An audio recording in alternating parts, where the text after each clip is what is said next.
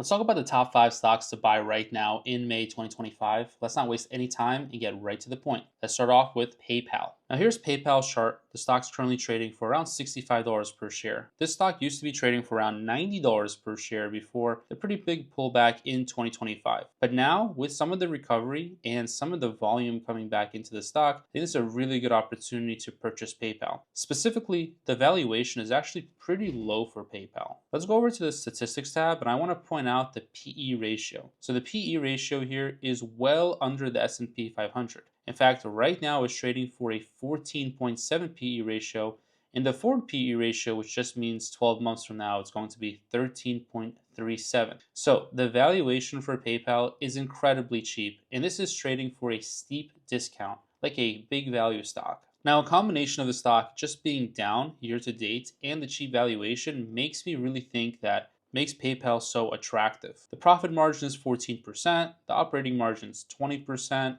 revenue was $31 billion, and revenue per share is $31 per share. Now, quarterly revenue growth was 1.2%, but quarterly earnings growth year over year was 45% essentially. Now, they do have a lot of cash on the balance sheet, but they also have a lot of debt, and that is one reason that this stock is trading for a pretty big discount. Now, in terms of macroeconomic concerns like the global economic slowdown, it may hurt short-term growth, but because of less consumer spending and less travel. However, long-term economic recovery is highly probable, favoring PayPal's comeback. The company is sitting at a $63 billion valuation. Despite competition, PayPal still controls 45% of the global payments market and remains one of the top mined payment processors for most consumers worldwide. Now, I also like PayPal because they are looking to create more income, they're looking to diversify their business, and they're expanding into the crypto market. So they launched PayPal USD, which is a stablecoin showing innovation and relevance in the crypto space. Now, they also introduced 3.7% yield on PYUSD to incentivize usage rewards.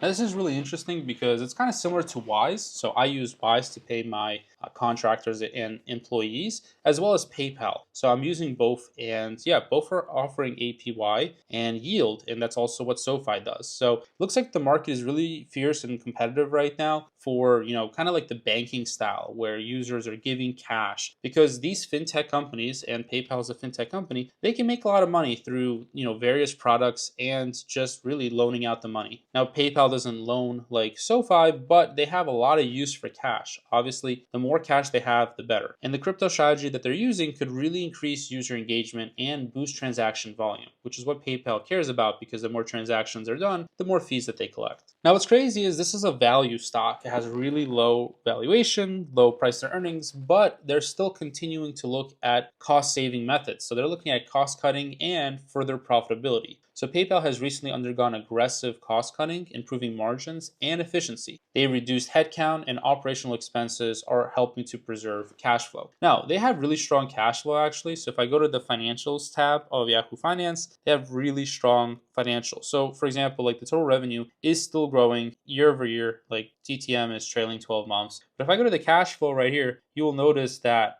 they are bringing in really good operating cash flow. And if I scroll down here, their free cash flow is actually like massive. Like this is very massive free cash flow. The reason why I think PayPal is undervalued at these levels and is probably going to be like an $80 to $100 stock is because they still have some more monetization to go, specifically Venmo. So Venmo continues to be under monetized, and there's significant upside if PayPal finds better ways to generate more revenue through Venmo. I'm sure you guys have used Venmo before or heard of it. So now let's talk about international expansion. PayPal is expanding international footprint, especially in underpenetrated regions. So this is really important for, more revenues and less competition. Because look, it's hard to compete in the US. There's a lot of companies, but if you go international, that's amazing. Just less competition and lots of profits to still be made. And let's take a look at global e-commerce growth. I think that global e-commerce growth will help drive international usage. Last but not least, they are also using AI. They invested in AI-driven fraud prevention to secure platforms and reduce losses. All right, let's talk about Starbucks now, which is the second stock that you should be buying in May 2025. Starbucks is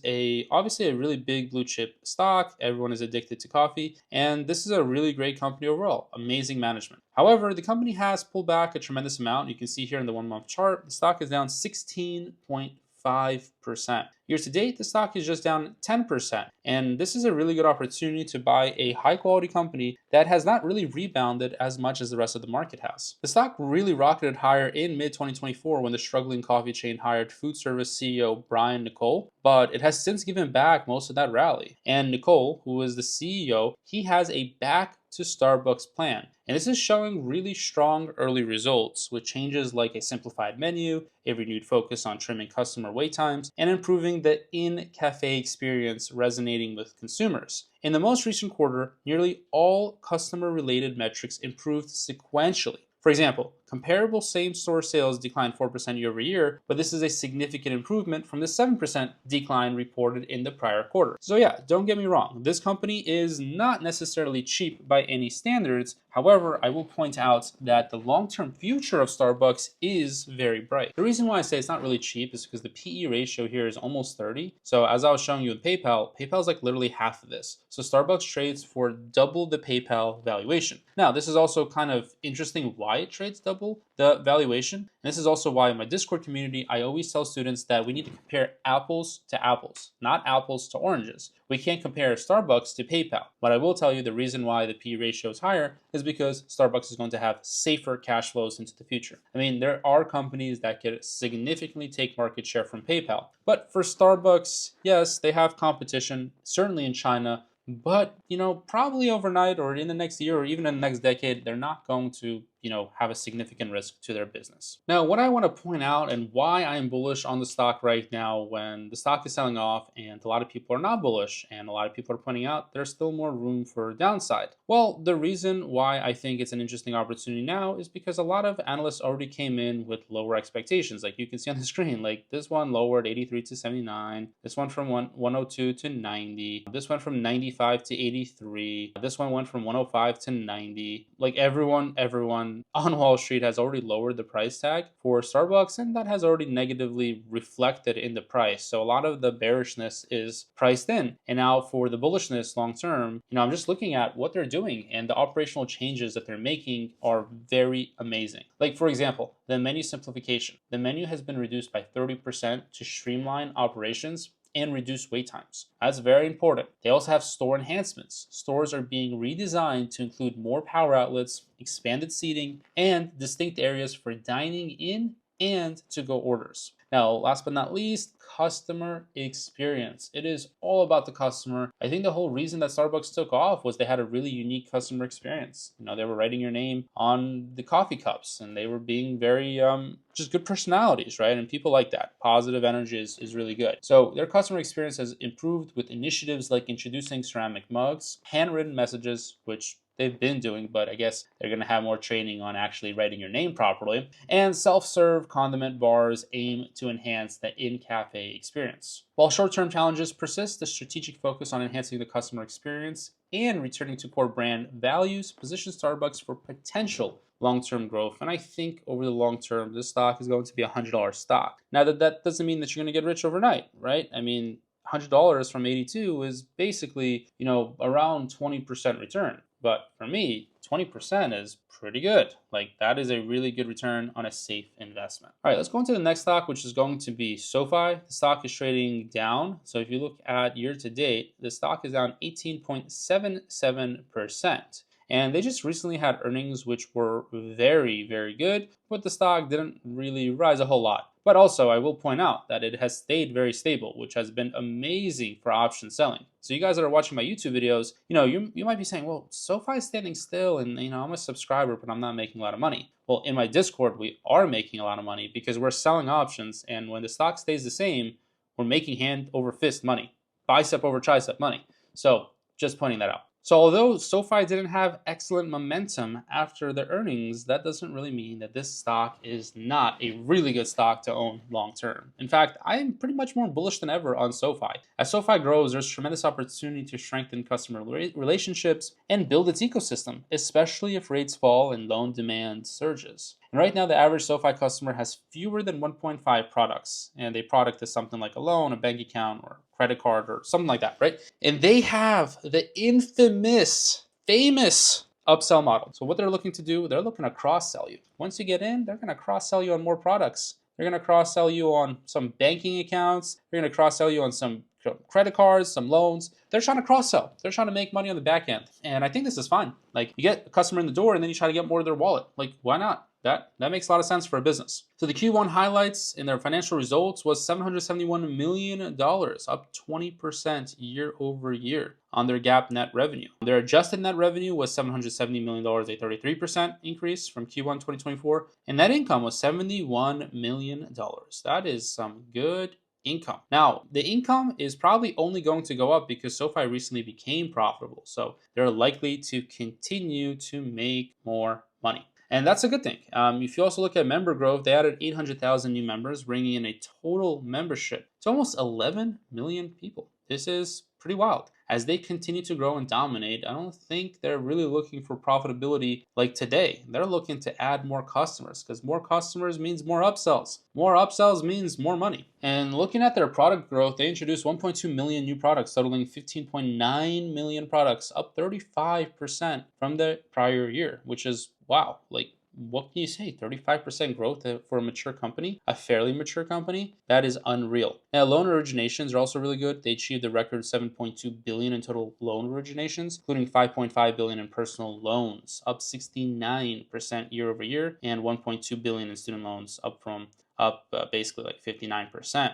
and 518 million in home loans. This company is doing very well with a $13 billion valuation. I actually think this valuation can probably get to like 20 billion or above within the next 6 to 12 months. I think it's interesting now to get into the company in May because, look, you got to get early. You got to be early on the horse. And the earlier that you are, the better, because look, next earnings is probably going to be even better. And this earnings, not too much happened, which means there's probably a lot of pent up demand. Now, I'm also guessing that a lot of investors have been very happy with the performance. A lot of people have gotten rich with SoFi. So yeah, they've sold off and taken some gains. But yeah, next 3 months is going to be very interesting for the stock, to say the least. Now, for stock, this is a Chinese company, NIO, and they have fallen down a little bit. So I think it's a really smart opportunity right now. Like, year to date, the stock is down 10%. So, pretty in line with some other stocks. But it's a very cheap company. Like, for the innovation that they have lots of technology like batteries as a service. And the market cap is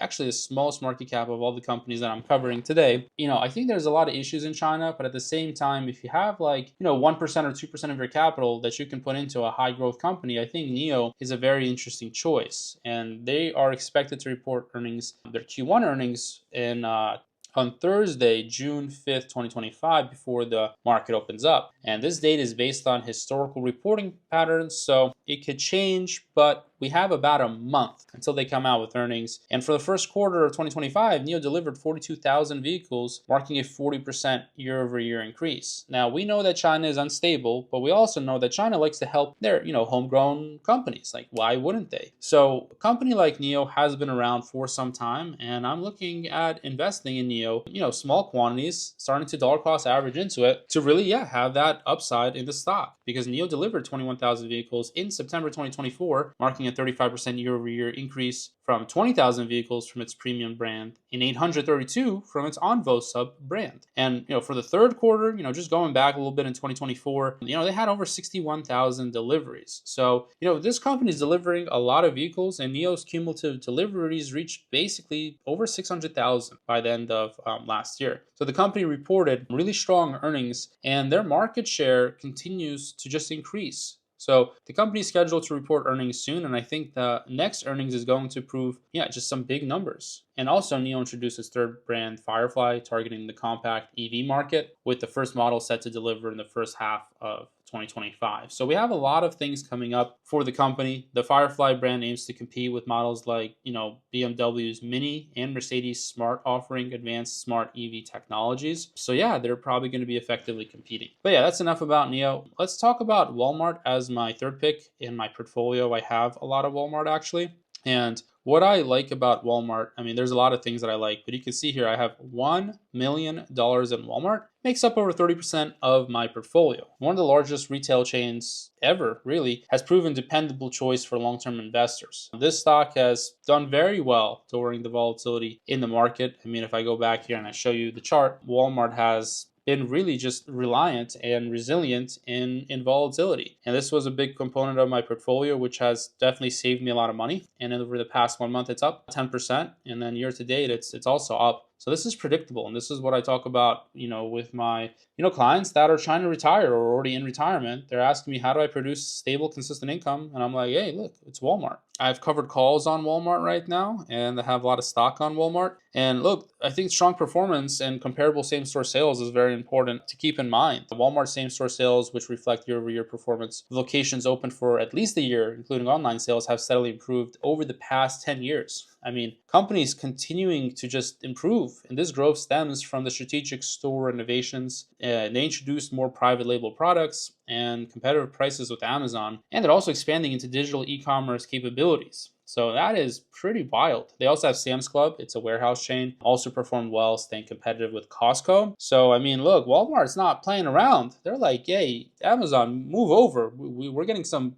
piece of the pie as well. We want some cherry pie. We're hungry too. And then when it comes to Costco, we're like, hey, Costco, we realize that you have a fantastic business, and hey, you guys gotta have like a monopoly here. We're gonna come in and get some piece of the pie as well with Sam's Club. So they have steady physical store growth, while Walmart global stores count actually dipped from 11,500 to 10,500 over a couple year time frame during COVID times. By physical close of fiscal 2025, it operated 10,700. So they're back with the growth of stores, and they have very resilient profits. Walmart benefits from scale, which allows it to operate with higher gross and operating margins than many peers. It's called economies of scale, basic economics 101. The bigger a factory you have, the more you can produce for a lower price, which is exactly how China literally, became such a huge economy with a lot of their manufacturing. Now, Walmart is specifically very resilient to tariffs. I mean, they just really don't care, despite relying heavily on products from China and other parts of Asia. Walmart is well equipped to manage potential tariff challenges from Donald Trump's policies and all that. And I think that, they really don't care about tariffs. Even if they do raise prices and stuff, it will likely still remain very affordable, and they're going to navigate because, Walmart kind of operates, they have a lot of cheap stuff. So if prices increase for them, prices increases for everyone. So they don't really care. They're just gonna, they're gonna eat it with everyone else, but they're gonna do better than everyone else. The company continues to repurchase stock as well. So they repurchased 6% of their shares. I just think this is a really good growth story, really good value story. The PE ratio is not super cheap. If I look at the PE ratio here, it's a bit higher, but also it's because the company is actually growing and expanding profit margins. So yeah, I think this is a no-brainer play. It's my fifth choice. If you want to see more of my choices and my stock list of everything that I'm trading and actually watch me trade live, then I encourage you to check out the first link in the description. And thanks so much for watching, and I'll see you in the next one.